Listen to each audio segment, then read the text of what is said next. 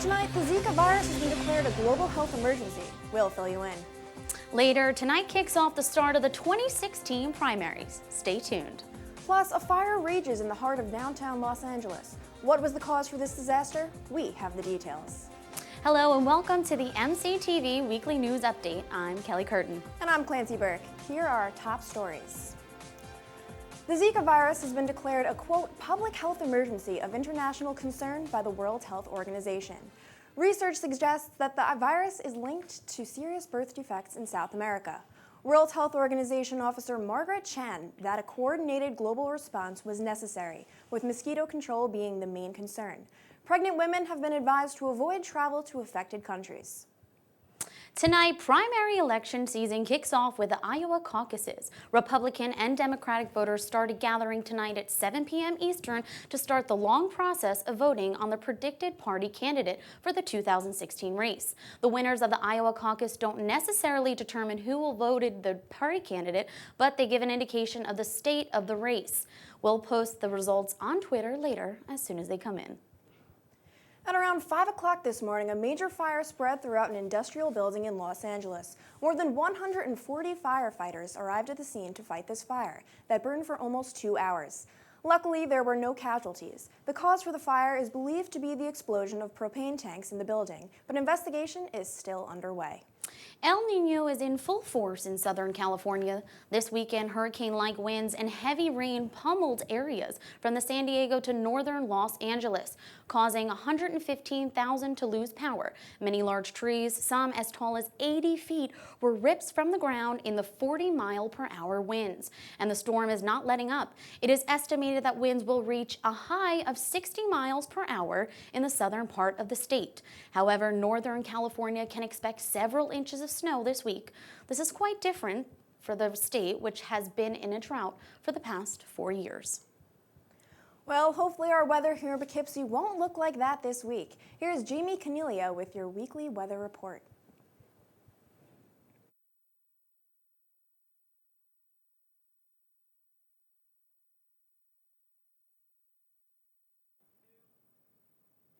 Welcome back, Marist. I'm Jamie Cornelia here with this week's Highs and Lows report. February is supposed to look like a winter wonderland, right? Anyone remember when New York used to look like this and felt like this last week? That's about to change. It'll feel more like this during this week in the tri-state area. Temperatures will be about 20 degrees above normal. Today we got up to a humid 55 degrees and we'll be getting down to 29, both which are abnormal, especially for the 1st of February.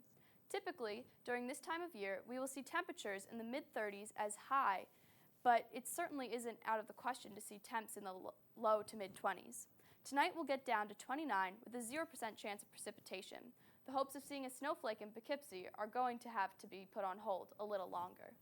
Tomorrow will be another mild one with temperatures hovering around 50 and clear skies. As we take a look at the 7-day forecast, we'll be keeping our eye out on 2 systems making their way from the west coast. The first one will arrive on Wednesday and will be a washout. Temps at about 60 degrees. The early part of the weekend is going to look good, not too cold. Thursday will be partly cloudy at 47. Friday will be 41 with some cloud cover, and Saturday will be about the same with a high of 44. Super Bowl Sunday and next Monday are 2 days that we need to keep an eye out for. Might be too warm for a snowstorm, but we should definitely be seeing some precipitation. Luckily for the Panthers and Broncos, they'll be out in San Francisco for the next week, where they'll be preparing for Super Bowl 50 at Levi's Stadium in Santa Clara, California, about a 45-minute drive from San Francisco. Temperatures will be pretty mild for the week, so the team should have a pretty good week for practice. We're looking at temperatures in the mid to high 60s for Super Bowl weekend. The last poll before today's Iowa caucus shows Donald Trump and Hillary Clinton maintaining their leads over their political rivals, though only by a few points. In the Bloomberg Politics Des Moines Register poll, Trump is ahead of Texas Senator Ted Cruz by 5 points, 28 to 23. Florida Senator Marco Rubio came in third at 15%. The race is also close on the Democratic side, with Clinton leading Vermont Senator Bernie Sanders by 3 points, 45 to 42. Despite these poll numbers, many believe the race for the nominations is just beginning, with New Hampshire primary taking place next week. Last Friday was the final debate before today Iowa caucus, giving the GOP candidates their last chance to appeal to voters. Donald Trump skipped the debate and held a rally for veterans due to moderator Megyn Kelly's comments in last August's debate. Without Trump, more moderate candidates such as Rand Paul and Marco led the debate. However, Trump's shadow still remained as his absence became just as much part of the conversation. Honestly, I can never really understand Trump. I mean, I think he really, I'm always surprised with it, what he says and stuff like that. Especially to drop out of the debate before the Iowa caucuses. I mean, that's a bold move. And I think he's just on his own path and he's just going to do whatever he wants to do. So I guess we'll just let him and then we'll see what happens. Could be interesting. Well, the caucus isn't the only big event happening in America this week. This Sunday is Super Bowl 50. Here to fill you in on the action is Michaela Landry. Later, we will let you know the latest about the water crisis in Flint, Michigan.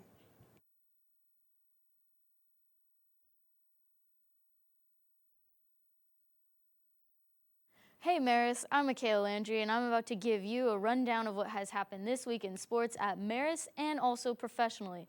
Let's start with Maris ladies basketball team. They're on a 7-game winning streak right now. On Thursday, they had a game against Siena, and let me just say they killed it out there. Not only was Maris up in points the whole game, but number 44, Tori Giroux, recorded an all-time high record of blocks in a game. You go, Tori. Keep making us Red Foxes proud.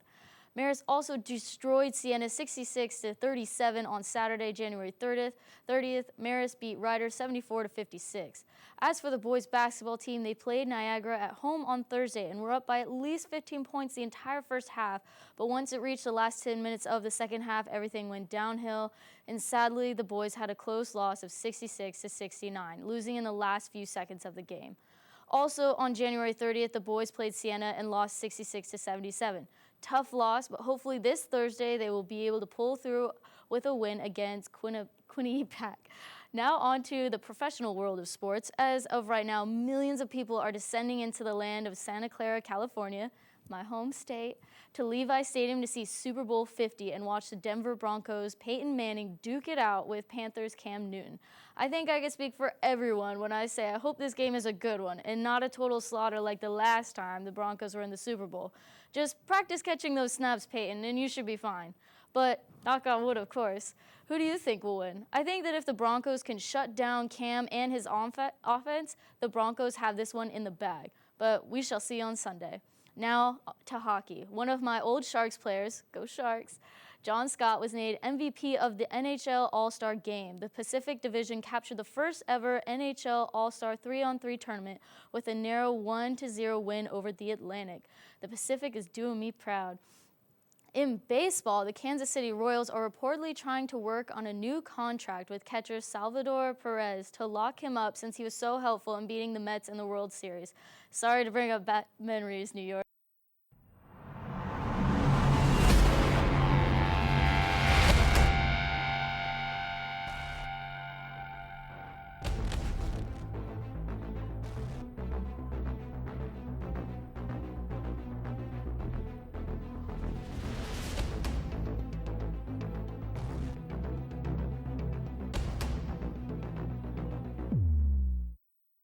A currency.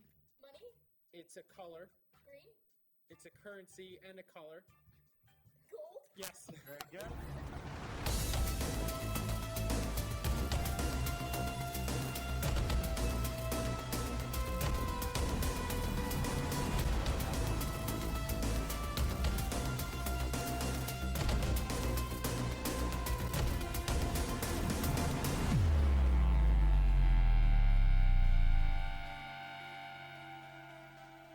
A 12-year-old girl in Pennsylvania is dead, and her father has been charged for her murder. Donald Meyer was being served eviction papers by police when he pointed a loaded rifle and fired a bullet through the officer's arm. Well, that bullet traveled through the arm and fatally wounded his daughter, Sierra. According to District Attorney Andrew Bender, Meyer's reckless conduct ultimately led to the death of his daughter. He will be in court for his preliminary hearing on February 12th. Another tragedy over the weekend as migrants try to escape their homelands. A boat filled with Turkish migrants heading towards Greece sank off the coast of Turkey. According to Turkish media, nearly 40 people drowned and almost 80 had to be rescued. The Huffington Post was reported that over 1 million refugees and migrants immigrated to Europe in 2015, and 3,600 have died or gone missing during their journey. This latest sinking is the second in recent weeks after a boat carrying 120 people sank near the Greek island of Lesbos. For those who make it, there is still a long and dangerous trip ahead. To survive, migrants often rely on kindness and goodwill of other people. And that's why there have been calls to nominate Greek islanders for a Nobel Peace Prize. Arwa Damon introduces us to some of those people who have gone out of their way to help.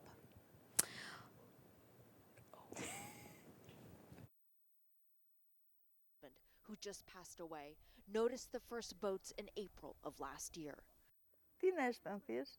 My mind went back years because my mother came as a refugee from Turkey.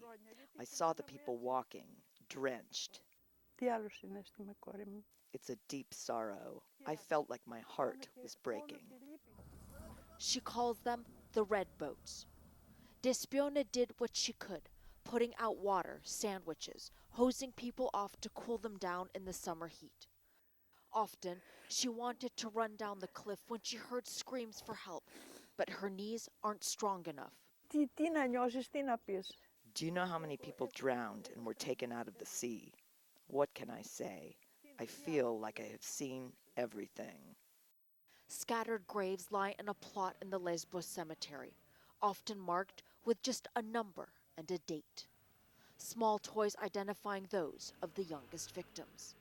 The Greek islanders found themselves the first responders in the months before the Coast Guard increased its numbers over the summer, before Frontex and NGOs finally arrived. For their actions, kindness, and generosity, there have been petitions to nominate the islanders for the Nobel Peace Prize. Thomas Zorzouvidis is one of the many fishermen who time and time again inadvertently ended up on rescue missions when he was hauling in his nets. Because the weather was not very nice. Okay, when you take people out, they start kissing your hands and this. When you see small children and women there, I think anyone would do it. The massive influx of migrants and refugees completely changed the nature of this tourist destination. All islanders have pitched in, drying clothes, providing food, blankets, and even risking jail time. Before the government and NGOs provided official transport, driving refugees was considered smuggling. But Maria Androulaki did not care, cramming as many people as could fit in her tiny car. From here, I was taking the people that they were walking. They had to walk 75 kilometers from here down to the town of Mytilene and get registered. That is a 1 to 2 day walk. You could have been arrested back then for Yes. this. What made you still stop? Seeing kids at the age of my son walking to get to the next station, I could see in their eyes my son trying to get alive, searching to get alive. I couldn't just pass by and drive my car. It's that type of compassion that may earn the islanders the Nobel nod, but Maria says it's wrong. We're monsters if we don't do this. Why should we be given a prize for being human beings? We are supposed to be human beings. In a world where humanity seems to be in increasing short supply, perhaps that is exactly why the islanders deserve to be recognized. Arwa Damon, CNN, Lesbos, Greece. Recent tests reveal that drinking water in Flint, Michigan is still not safe to drink, and lead levels far exceed normalcy. Governor Rick Snyder has taken full responsibility for these issues, saying, quote, "The people of Flint have been harmed, and a major influence of that harm came from people that worked for me." He is still committed to solving the problem during the remainder of his time in office. Residents are advised to not drink tap water until further notice. Over the weekend, the Hudson Valley hosted its second annual Wing Wars Festival. At least 13 local restaurants battled for the best wing title. Flavors range from sweet to spicy, and some unique flavors like maple bacon and sweet chili. The grand champion who took home the Best Overall Wing Award went to the Crooked Rooster in Poughkeepsie. And to check out the other winners, you can head over to the Poughkeepsie Journal. I am so mad because I tried to get tickets and it was totally sold out, and now reading all the winners and all the flavors of wings they had, I totally missed out. Now, would you have on tried some good maple food. bacon? That is the real question. I don't know if I would. It's a little bold for me. I would probably stay to the traditional, but maybe I'd venture out to that maple bacon wing. Props to you, props to you. Can't say the same about myself. Well, with so much going on with school, we don't really have much time to get out and about. So if you haven't gotten out of the library lately, we have Danny Horbiak to give you the lowdown on what's going on at Marist.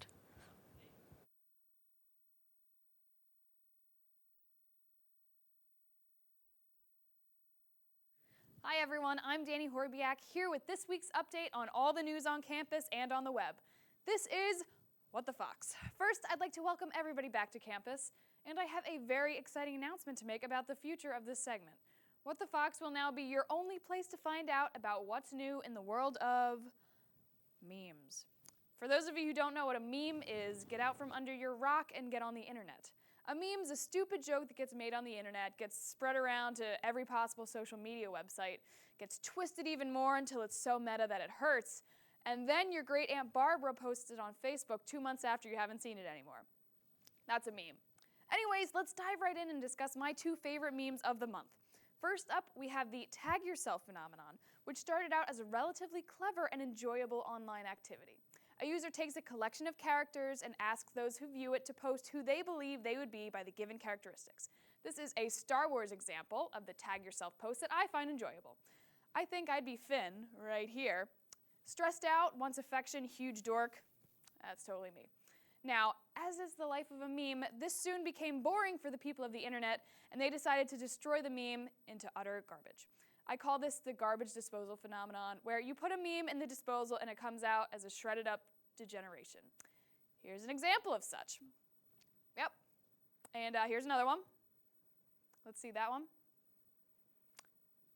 Yeah. That's it. Moving on, my absolute favorite meme right now is Poot Lovato. This meme was created when a picture of Demi Lovato went viral for looking like an absolute train wreck. Thus, Poot Lovato, her twin who was hidden in the basement for over 20 years, was born. Of course, the internet was not satisfied with just viewing the picture of Poot, so they made this. Yeah. Enough Poot for you? Well, let's check this one out.